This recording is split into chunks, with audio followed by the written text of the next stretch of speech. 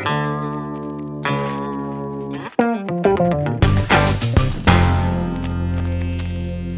up, guys? I got my canvas up here around my canoe here, and I've been trying to figure out how to get it tight. I don't want to leave this like a kayak. I want it to be open so I can put my stuff in there. I had to add some cross braces to keep the rigidity to it, and you can see that cross brace right there. So if I was to actually close this off, I wouldn't be able to get anything in there. You know, like a pack or something like that. So I think what I'm going to do is take a long piece of bamboo and run it right along the edge and fold that over, and then that way I can put me do the same thing over here, a long piece of bamboo that runs the same, fold it over and serve it all the way around, and then I could take me some lines and pull it tight. Okay, I got my bamboo up here, and what I'm going to do, I got the front of it stuck through a little bit right there on the canvas. I'm going to take this piece right here, I got the back end tied off, so I can take the springiness of it and pull it over here like this, like a bow and arrow, and stitch it. And then I'm going to just do a cross stitch where I come in and out like this and head up to the bow, and then I'll start there again and head towards the back and do that. If it looks like it's going to pull off that other side, I'll have to do the same thing. Maybe I'll just tie it off here quick, then stick one in over there too to hold tension back and get it even. You know, I don't want to pull it one way or the other. Okay, it's coming along pretty good so far. Got the middle here. I'm working my way back. It's starting to get pretty tight. Now see, once I get this all stitched up on this bamboo all the way down, I could take and run me some paracord from here to here, pull it even tighter this way, and put one here and pull it even tighter this way, pulling right across my brace. And, okay, I've been doing this tarp thing, and it may not be the right thing to be using. I should use a nylon silk. Kind of coming to terms with that now, but I had this canvas tarp, and it's 100% cotton and everything, and I don't know, you know, if you hit something on the bottom, is it going to start wicking water through? Maybe. If you catch a jagged rock, it'll rip a big hole in it. Probably. But anyways, this is what I had, so this is what I'm using, so it's pretty nice.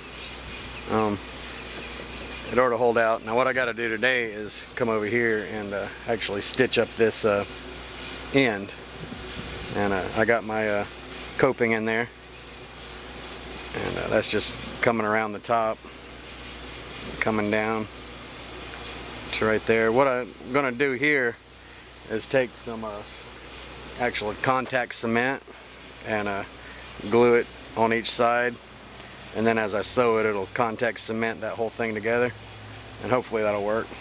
You know, it's pliable and stuff like that. So anyways, I'll show you the bottom. I'm going to turn it over to do it so I can pull down on it and keep tension the whole time. Alright, so this is what it looks like from the bottom, and I got it nice and tight. So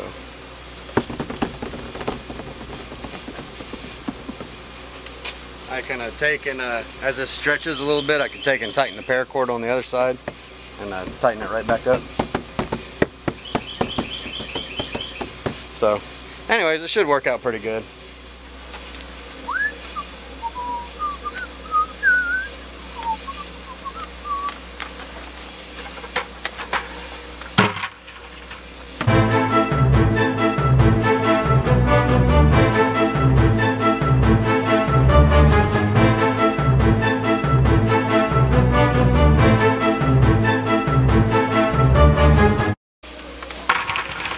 I guess this will really be more like of a survival boat or something. I don't know why it'd be a survival boat. I got a canoe there and a whaler over there, but anyways, this is just bushcraft stuff, you know, stuff to do while you're hanging out, you know, it's fun. So I'll use the same wax thread to sew it up with. Using these smaller needles. I don't want to leave big holes in it, so I'll use these embroidery needles. And, the smallest ones. Okay, so I got 2 small embroidery needles, and I'll use those with some wax thread to do a double stitch from here all the way up, or probably from here all the way down, so I can pull tension down from this way, pull it down the whole time and keep it nice and tight. Okay, so I'm working it down the seam with my needles. This is kind of a tedious process, mainly because I have to pull it through with the pliers every time. I'm using that real small needle, and the thread's actually bigger than the needle, so it's hard to pull it, so every time I gotta grab it with the pliers and pull it through. That makes it kind of a pain in the butt, but it's coming along. Every time I want to pull it really tight, secure it down, so it's working out pretty good so far. So you can see that. There you go. So, oops. So it's a nice lashing there so far.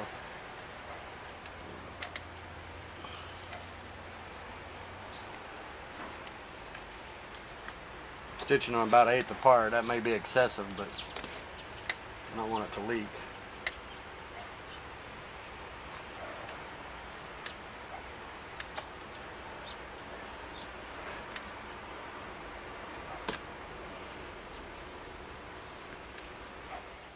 Alright, here it is right here, guys. It's a lot of stitching on front and back. Got it all stitched up and ready to go. So there she is, and it's not bad. Oh, I smell the bug, man. That's good. That'll mess up some of these mosquitoes and probably kill all the frogs and everything else. But anyways, so there it is. It's nice and coped around that bank line. So there it is. Alright guys, I've got my skin on my canoe.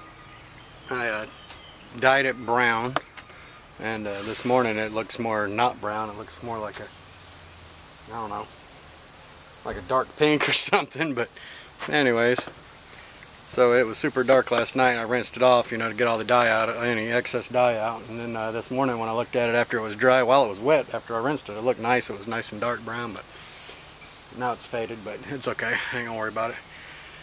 Not too sure if it's even gonna work, but I mixed me up a gallon of, not really a gallon, but 2 pounds of beeswax, 16 ounces of turpentine, and 16 ounces of linseed oil, and heated up the beeswax, got it liquid, and then added the linseed oil, and then added the turpentine. And I got something that's pretty potent here. Now what I'm doing is rubbing it down, and rubbing it in really good to the canoe there, and I just take some and just rub it around, try to get it in there good, hand rub finish, and then I'll come back and hit it with the heat gun lightly. Man, whew, about time. I'm on the final stretch here with this last little bit to go, and what a job this is.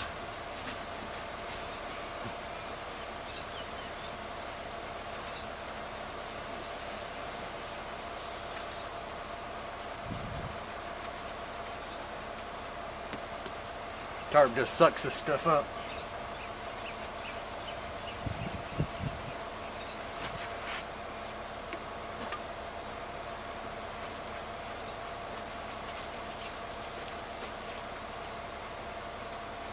Gouge it in here real good on this seam. Be better for you.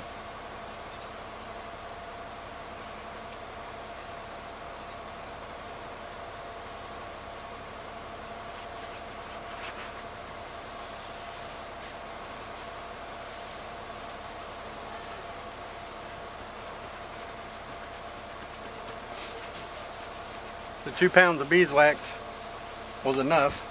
I still got plenty in there to use on packs, leather, boots, all kind of stuff like that.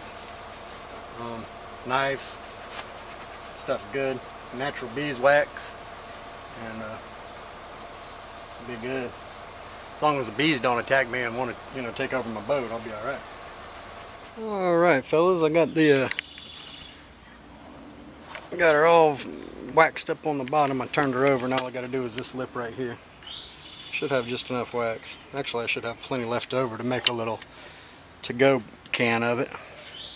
And I'll just smear it in there good, get all these stitches.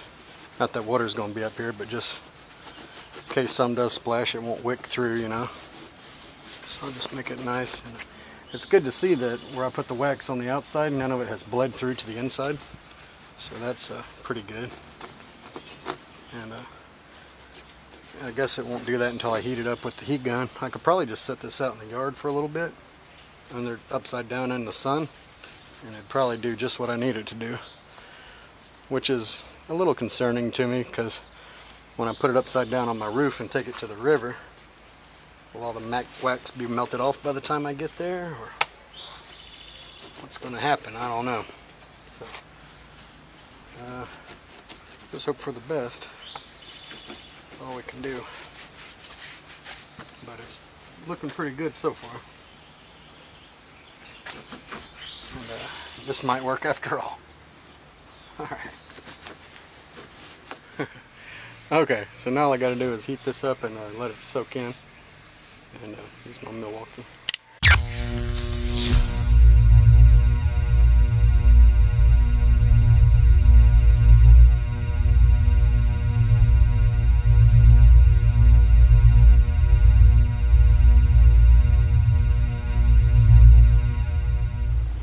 So hopefully this will work. I will take it out in the morning and see what happens. Alright guys, stay tuned. Alright guys, I'm out here in my new canoe I made, and although it is rather tippy-tippy, it's working. I mean, I'm out here in the damn thing and it is working. I'm excited. It bled just a tiny bit of drops when I got in, but I think they sealed themselves off just at the seam where the 2 canvases joined together right here on the side. It was leaking just a tiny bit, and the wax got in there and sealed itself up. So it's working, man. I'm doing it. I'm excited, and it's going to be pretty good. So let's see what happens here. Alright guys, here we are on the GoPro iPhone here. I kind of got it lashed to my head. Which would be pretty funny if you could actually see what I had going on. I got my Azula necklace wrapped around my phone. And anyways, so this is the canoe, and it's working. I'm up here in this confined creek, so my paddle's crashing all into the trees while I'm going with my kayak paddle. But nonetheless, it is working. It is working good, okay? This thing is floating like a leaf on a pond, and that's what it's supposed to do. So right on. Here's a little overview of where we're at. Got my little fishing lure there. Gonna try to go out and catch me some fish. If I catch me some fish off this homemade canoe, it'll be the ultimate day. It kind of is the ultimate day already though, because what a feeling of accomplishment building your own canoe. Okay? Alright, now if I catch a fish, that's just the icing on the cake. Alright guys, later.